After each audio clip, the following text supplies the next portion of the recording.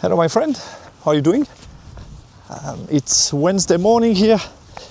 Weather is starting to change. We had good 2 weeks of nice weather, getting a bit sunny. You could be outside, eat outside from time to time. Quite nice, and now it's changing towards rain, which is going to come tonight, should be in Switzerland. We will see. It's very windy, so it might start to rain even now. We will see. I'm getting the kids from school as I usually do. This week is a bit different, Wednesday instead of Monday. Sometimes I have to change a bit, but yeah, basically more or less the same as Monday. So now I have a little bit of time to talk. Just got the training done. For those of you who might be interested or might want to start, what kind of training I'm doing, I have a home gym. So I have that since I've basically been in the gym since I'm 18. I'm 38 now, so 20 years of going to the gym quite regularly. No big break outside of when I was in military, but other than that, I was pretty regularly in the gym. Didn't need to push myself too much. I like a lot the activity, so it's something I do on a regular basis. And since now a good maybe 6 years or something like that, I'm training on my own in my gym. Basically since I have before, so now I have bought a home like 2 years ago, and already before I was renting a home for like good 4 years. So all that time I had enough space to get a home gym, and I did because I was a bit bored of the commercial gym, and I also felt, and the main reason I think, outside of the atmosphere of commercial gym where I had good amount of friends, it was pretty cool. It was basically like a social activity. You could meet a lot of people like that, and I've made very good friends there. But apart from that, of course you are spending much more time at the gym when you go to a commercial gym instead of going on your own in your own gym. But that requires much more dedication, motivation, because you need to push yourself. I'm always telling the space, the distance between the couch is much shorter when you're training at home than if you go outside for a gym. And I think it's not for everyone. To train at home gym is not made for everyone, and not everyone can sustain that on the long term. But for me, it has been a good way of training. And basically the main factor for me doing home gym was kids, obviously family. I realized pretty quickly that if I was going to have a family training, basically go to the gym 3-4 times a week, 2 hours on evening, was not going to be possible anymore. So basically my activity was going to drastically go down.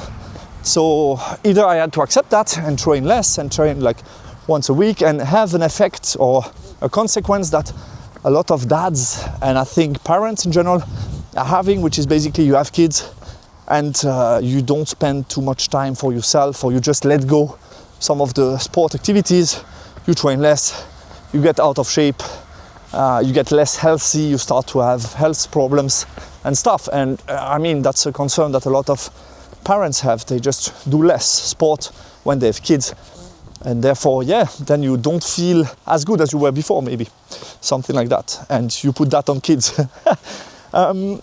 My solution was basically anticipating that and saying, okay, if I want to train as much as I did, which was 3-4 times a week, I need to bring the gym to me. And then basically I have less issues to train. This has been from time to time still challenging when you have small kids. I remember taking, as I had my first daughter when she was like 1.5, she started to come with me with the gym. And I got him some things to play with, some Lego and stuff, and she could play the big Legos, not the small one that are dangerous for kids, obviously. But I started to bring her with me at the beginning. Obviously, I had to pay attention to her a bit more. And after a while, she got very comfortable with that, and I had no big issue. She knew that while Daddy was doing his set, it's normal that he could be screaming, and it's normal that you shouldn't disturb him and shouldn't come too close to him because it could be dangerous. And that's something she had to learn, and the same with kids number 2. It was exactly the same. So I had to teach her that, and pretty quickly they were used to that. And now I can easily train even more now because they're getting bigger, but I can easily train while they are playing next to me, and they know when they can talk to me, they know when they can't. And basically this has been the solution for me to continuously train even as a dad, keep my 3-4 times a week. And yeah, when you have the gym at home, you always find time in the week to do that. What I've been trying the last couple of years is always to plan. I think it's a good solution for me. It might be a good solution for you too. Plan in advance. Sunday evening, I take my schedule for the next week and I see where the gym fits. It's not changing a lot for me most of the time. It's like I told you already, I have one free day, so one free day where I can easily train on the morning while the kids are at school, so I have to work a bit, and after that I take a break 1.5 hours to train. So that's pretty secure. There is no challenge here. And then the other 2 big training that I'm doing during the week, I do them during the lunch break when I'm working from home. So I take a longer break, like 1.5 or 2 hours, and I have the time to train at home during lunch break, which works well for me. So that's my 3 big training secured. I tend to train between 1 hour 15, 1 hour 30, and then I do a 4th training normally, not always, but most of the time during the weekend, which is a bit shorter, like 45 minutes, to just fit in the remaining sets that I want to do during the week. The way I'm organized, maybe to sum it up quickly, because since I've been going to the gym for 20 years now, I know I've been reading a lot and I know a lot of stuff about it, but basically according to science you should do 10 to 20 working sets per muscle to generate hypertrophy basically. If you do as less as 5 sets per week per muscle, that's enough to maintain what you have. But if you want to get some gains, I don't have any huge target here, just for me, like I said, feel good, be healthy, but obviously you want to gain some muscle. That's something on the way when you go to the gym, so let's be honest about it. Therefore my target value is around 12, for some muscle a bit more, for some muscle a bit less. So I'm playing with that range of sets, 5 to 15 per week, and then I split that into the session, and I think it doesn't matter much how you split that. Anyway, I talk enough about gym and organization. Might be helpful for you. Let me know in the comment if it's the case, how you organize yourself maybe. I'm also curious to see how people are doing for themselves. Maybe I can learn something from you as well. Topic for today, don't have so much time, so I need to get going on the topic, an NIH topic. I talked about in my previous video, towards the end, I got the answers I wanted from the staff. It was basically mainly me not reading carefully enough what has been published. I maybe not the only one being a bit lazy and not going that much on the NIH forum, to be honest. I'm a lot on Discord and stuff, but yeah, there is a lot of things to follow between you recruit, the forum, Discord and so on. And I haven't been reading carefully enough to see that actually the target for the last update of this year is going to be point update. So as I've been saying in a conclusion to my previous video, my focus now will be try to make a short. I planned before to do a longer video on that topic, but it would have required much more preparation, and to be honest, with the battle reports I don't really have time for that. So I'm going to do something a bit more spontaneous. Why did I talk about the gym before? Because I've been using the time between my sets when I get some rest time. I have a lot of time to think, and especially when you're alone in a room, that's quite cool because you're alone with your head, with your brain. And I could prepare the topic for today. And basically I want to talk a little about my feeling about external balance. Because I think for me, the main goal now will be to improve a bit external as well as internal balance with the point update. But internal balance is less damaging. A bad internal balance or not perfect internal balance, which is really hard to achieve, let's be honest, is less damaging than a bad external balance, which could lead some armies being unplayable, some other really dominating. So I think that will be the main focus. But as well, obviously they're going to tackle as well some issues in internal balance and make some attempts. Going into internal balance, I think requires more time because you need to analyze the book in detail, you need to play the book yourself to be able to bring something that makes sense and have good arguments. So I will try to make a first overview about my feeling of external balance at the moment, and therefore lead towards my expectation for 305. This is my personal view. I might be not accurate. As you know, there are regularly data published on the 9th Age Forum which say, okay, at the moment, Soul and Ancient have an average of 10.x and so on, which is a base of information, but as you know, data are as well biased, because into data you get everything. And for example, let's take an example. I play Soul and Ancient. I played against, I don't know, Vermin Swarm rated where I feel I have a good matchup, and actually it happens totally something not expected. I play shit maybe, or I make some mistakes and I get tabled 20-0 for Vermin Swarm. Then into the data you're going to have a big win for Vermin Swarm, which is going to raise their average and also give the feeling that they could be good against Soul and Ancient if you get multiple occurrence of that. So those kind of extreme events are going to influence data. That being said, the more data you get, the more these extreme events, the less these extreme events are going to matter. So yeah, it's that just to say that data is good. It's one of the best tools that we have to balance, but it also needs some judgment, I think. And that's what personally I expect from the pricing team to make this judgment call now in 305. I expect, and according to my understanding, 303, the first update, was heavily data-based, data-driven, with algorithm. I would expect now to do the manual changes more with the feeling and experience that they got since the update. What I feel under Season Pack 2 that leads towards strong army external on the external balance is obviously armies that have access to dynamic scoring, armies that can play a lot of scoring like MSU are very strong, and armies that have good board control. And overall, I've been seeing kind of a shift from shooty army, less shooty army to more combat army, generally speaking. I have the feeling that we have a bit less shooting at the moment.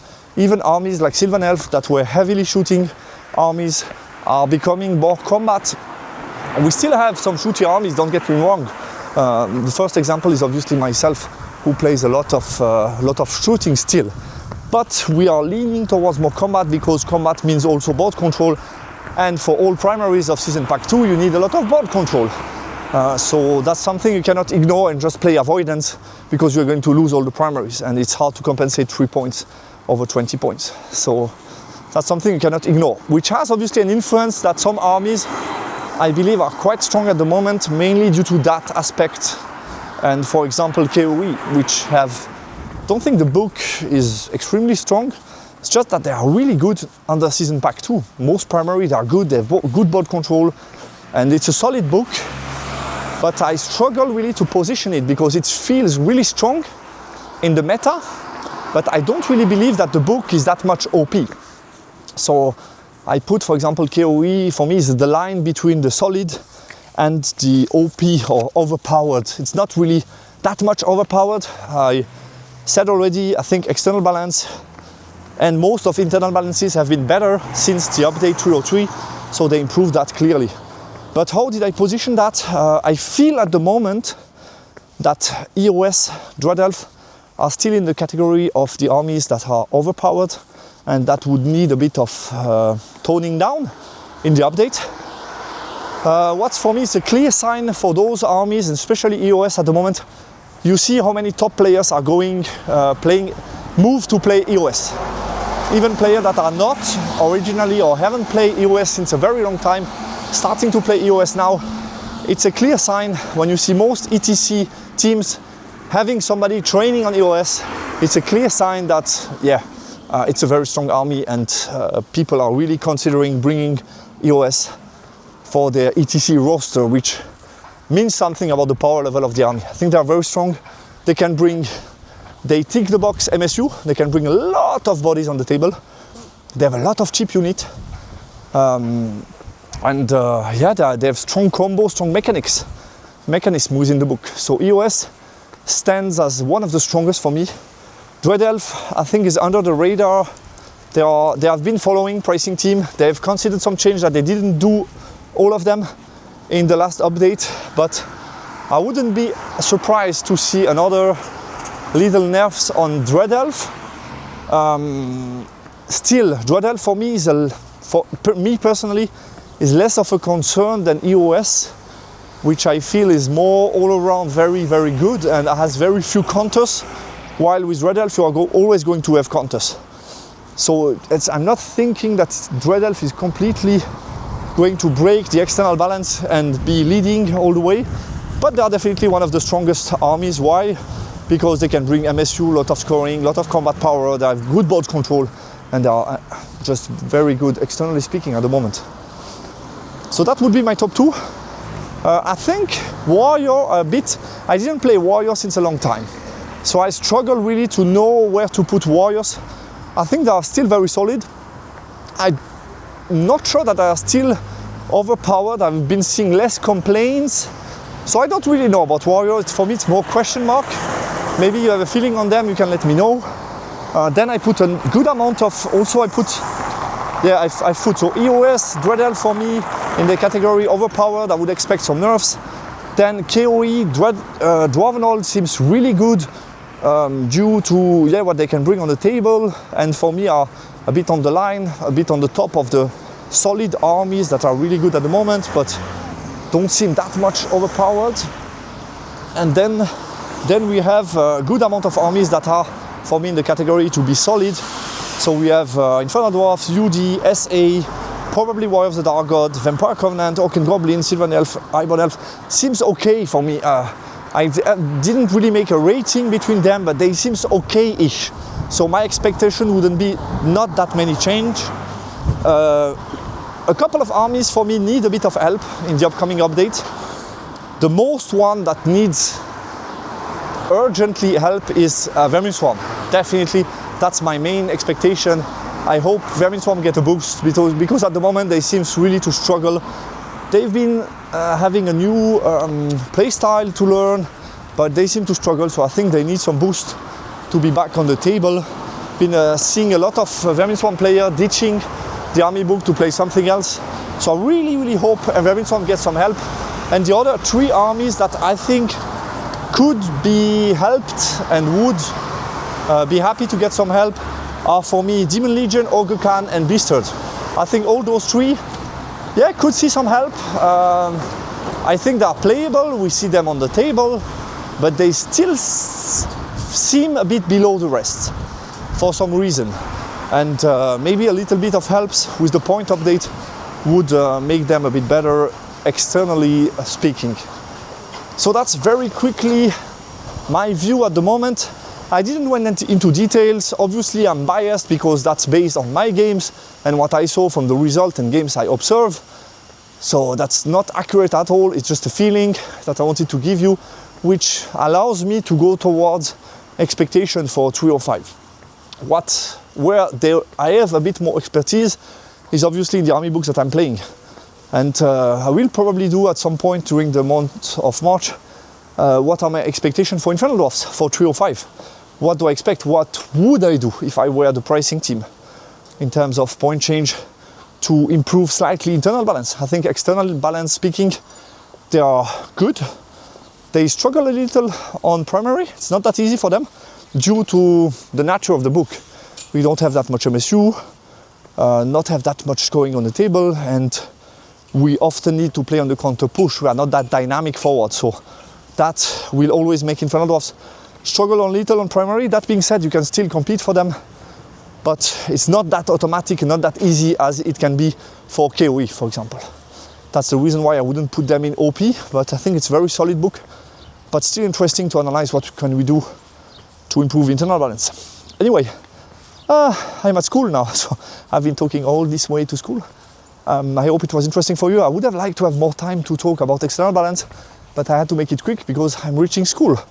So just to introduce the topic, maybe you can share your views here, your expectations. Would be interested to hear that, and I will probably do something more detailed on Infernal Dwarfs. I wish you a very good rest of the day. Playing tonight, I don't know if I can release that until tonight, but if yes, I'm playing tonight on Warhol, if you want to have a look. And talk to you soon. Take care, goodbye.